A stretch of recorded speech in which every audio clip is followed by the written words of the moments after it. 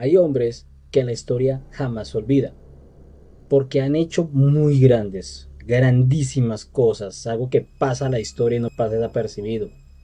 Y hay otras que pasan a la historia porque de alguna forma se convirtieron en el reflejo más oscuro de lo que puede llegar a ser el ser humano.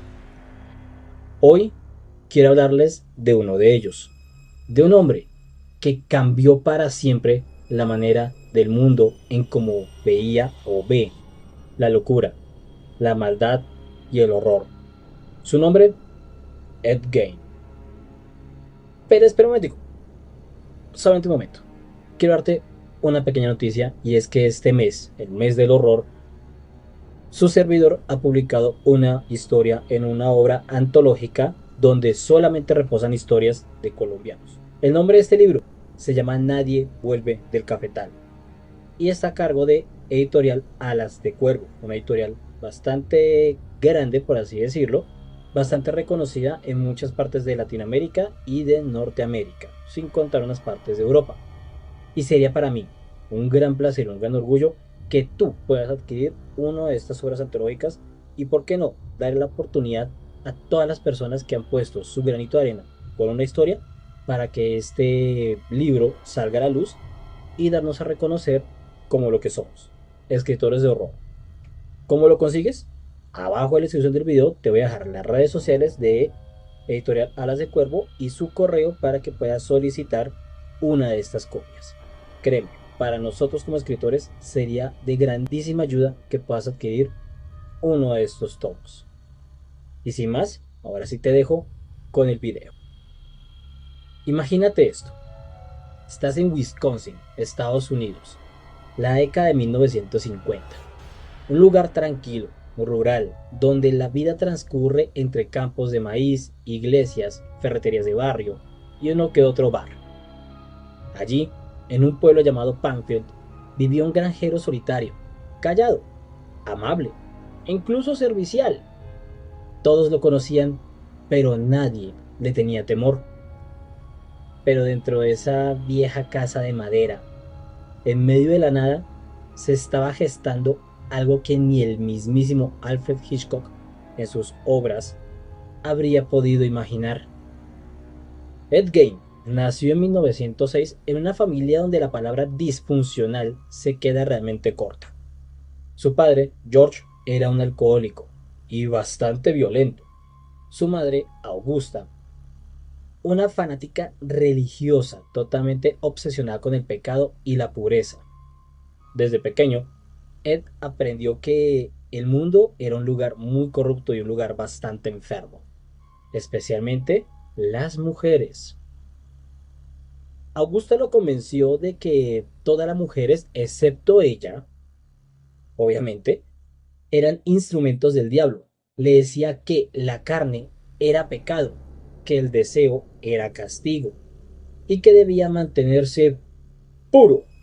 El resultado, un niño que creció totalmente aislado y temeroso, y completamente dependiente a su madre.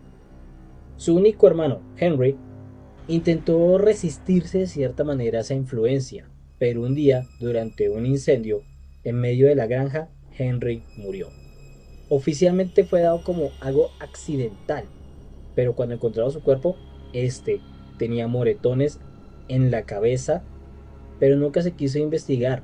Nadie más quiso hacerse cargo de aquella incógnita.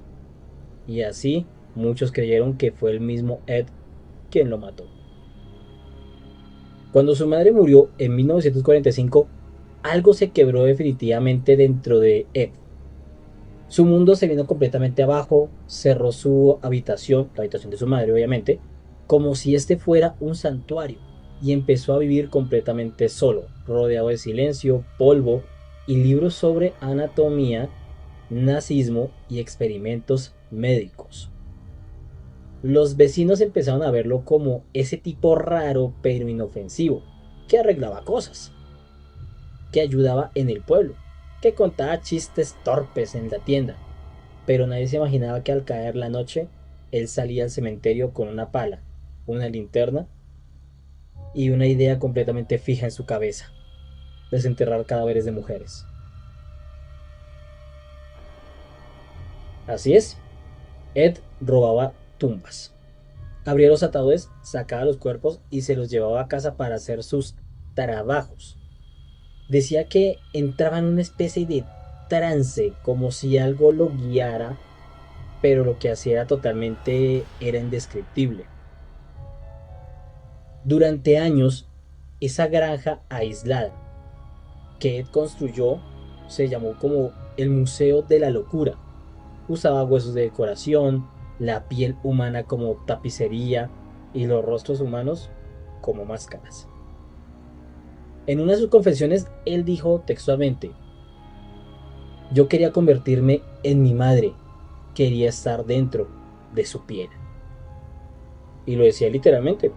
Con todos los restos de las mujeres que desenterraba, empezó a confeccionar un traje completo de piel femenina, para así poder ponérselo y ser ella en cierta medida, en un intento grotesco de traerla de vuelta.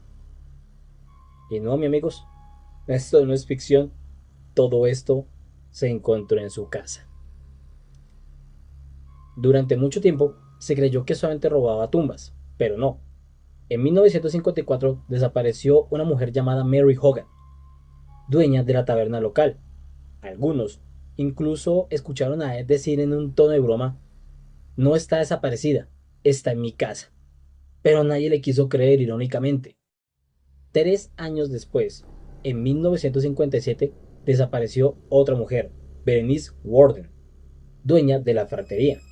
Su hijo, quien era ayudante del sheriff, encontró la tienda completamente cerrada, pero había manchas de sangre y el libro de ventas con el nombre de Ed Gein escrito en la última factura. La policía fue directo a la granja, lo encontraron allí, pero fue tan grotesco lo que los agentes encontraron que tuvieron que salir a vomitar.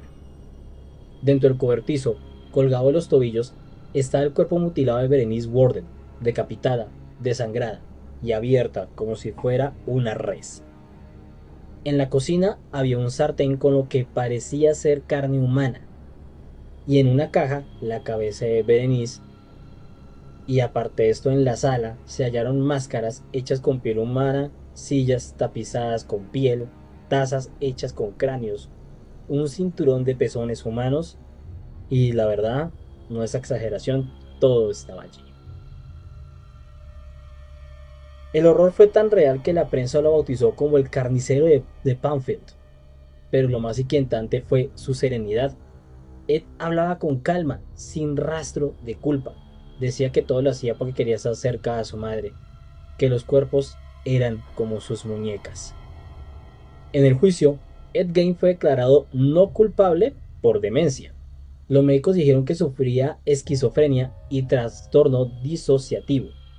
Fue internado de por vida en el hospital psiquiátrico donde pasó casi 3 décadas y murió en 1984 de cáncer. Tranquilo, sin remordimientos, hasta el final. Decía que su madre lo esperaba en el más allá. Cuando Ed Gein murió, su tumba fue vandalizada en más de una ocasión. La gente robaba pedazos de piedra como souvenirs. Incluso muerto, seguía fascinando a la gente, porque de alguna forma Ed Gein representa algo que todos tenemos: la oscuridad. La oscuridad que puede esconder una persona aparentemente normal. Su historia ha inspirado personajes como Norman Bates en Psicosis, Leatherface en La Masacre en Texas, Buffalo Bill en El Silencio de los Inocentes, los 3 monstruos más perturbadores del cine hasta el momento, y todos nacidos del mismo hombre. De ahí su apodo más reciente, el monstruo que inspiró a los monstruos reales. Lo más curioso es que técnicamente Ed Gein no fue asesino serial. Solamente se le comprobó el asesinato de 2 personas, pero el impacto que hizo fue tan grande que redefinió lo que entendemos por categoría monstruo.